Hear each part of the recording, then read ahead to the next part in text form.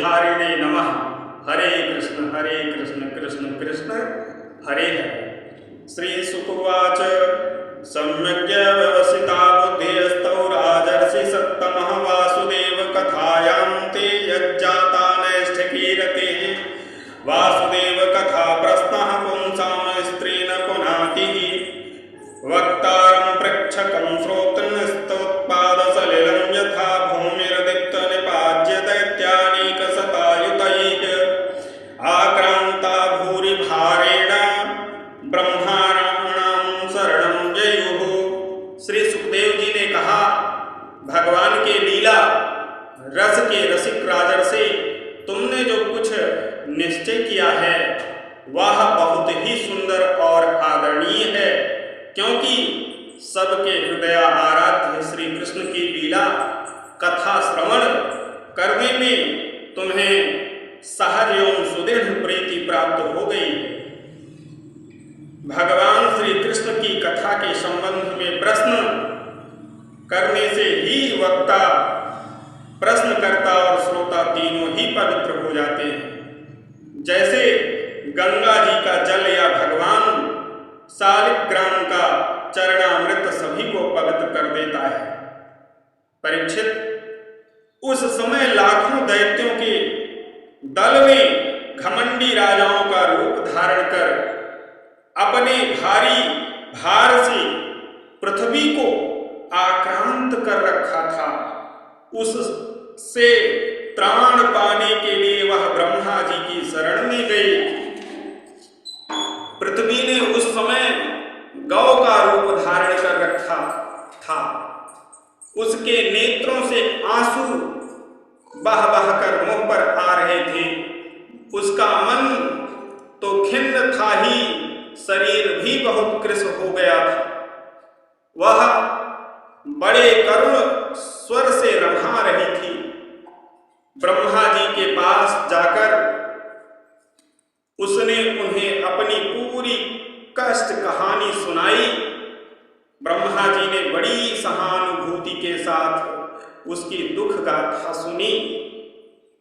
उसके बाद वे भगवान शंकर स्वर्ग के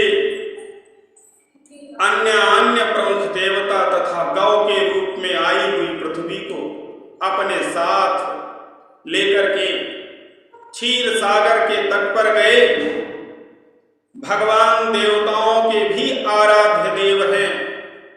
वे अपने भक्तों की समस्त अभिलाषाएं पूर्ण करते और उनके समस्त क्लेशों को नष्ट कर देते हैं। वे ही जगत के एकमात्र स्वामी। क्षीर सागर के तट पर पहुंचकर ब्रह्मा आदि देवताओं ने पुरुष सूक्त के द्वारा उन्हीं परम पुरुष सर्वांतर्यामी प्रभु की स्तुति की। स्तुति करते करते ब्रह्मा जी समाधिस्थ हो गए। उन्होंने समाधि अवस्था में आकाशवाणी सुनी। इसके बाद जगत के निर्माणकर्ता ब्रह्मा जी ने देवताओं से कहा, देवताओं, मैंने भगवान की वाणी सुनी है, तुम लोग भी उसे मेरे द्वारा अभी सुन लो और फिर वैसा ही करो। उसके पालन में विलंब नहीं होना चाहिए। भगवान को पृथ्वी के कष्ट का पहले ही पता है। वे ईश्वरों के भी ईश्वर हैं।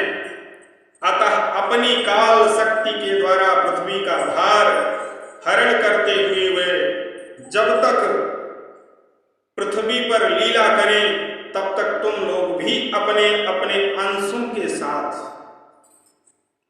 यदुकुल में जन्म लेकर उनकी लीलाओं में सहयोग दो। वसुदेव जी के घर स्वयं पुरुषोत्तम भगवान प्रकट होंगे। उनकी और उनकी प्रियतमा जी श्री राधा जी की सेवा के लिए देवांगनाएं जन्म ग्रहण करें।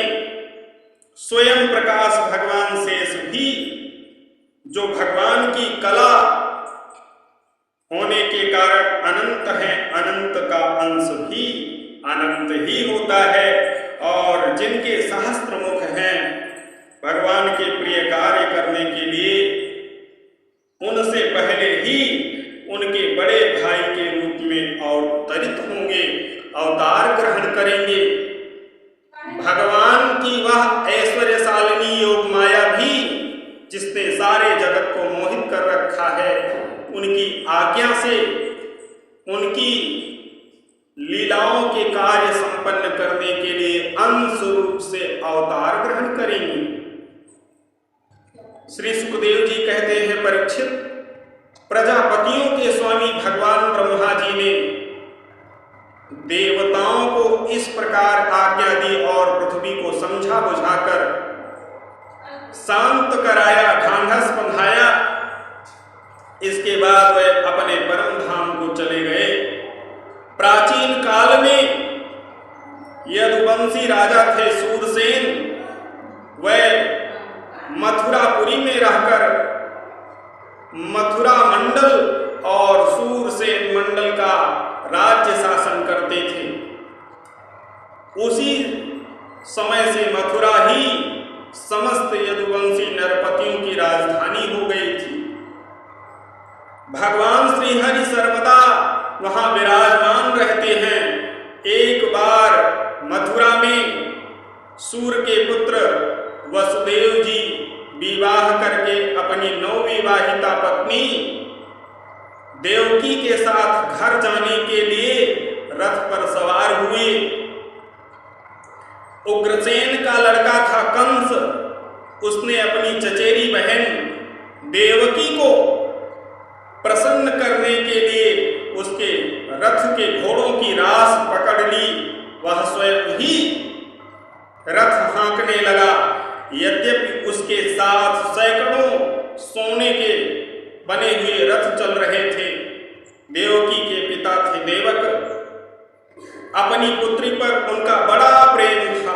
कन्या को विदा करते समय उन्होंने उसे सोने के हारों से अलंकृत 400 हाथी, 15,000 घोड़े, 1800 रथ तथा सुंदर सुंदर वस्त्र, आभूषणों से विभूषित 200 सुकुमारी दासियां सहज दहेज में सेवा के लिए दी।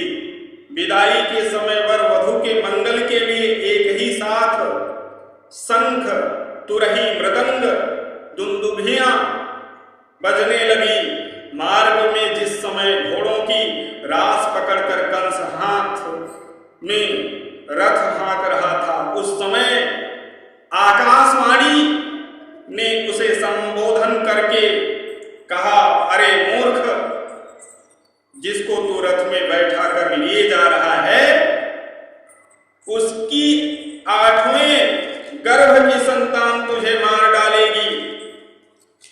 कंस बड़ा पापी था, उसकी दुष्टता की सीमा नहीं थी। वह भोज वंश का कलंक ही था। आकाशवाणी सुनते ही उसने तलवार खींच ली और अपनी बहन की चोटी पकड़कर उसे मारने के लिए तैयार हो गया। वह अत्यंत ही निंदित दुष्ट आत्मा था। पाप कर्म करते करते निर्लज्ज भी हो गया था।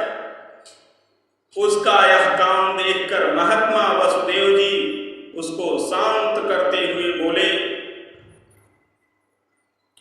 वसुदेव जी ने कहा, राजकुमार, आप भोज वंश के होनहार वंशधर तथा अपने कुल की कीर्ति बढ़ाने वाले हैं।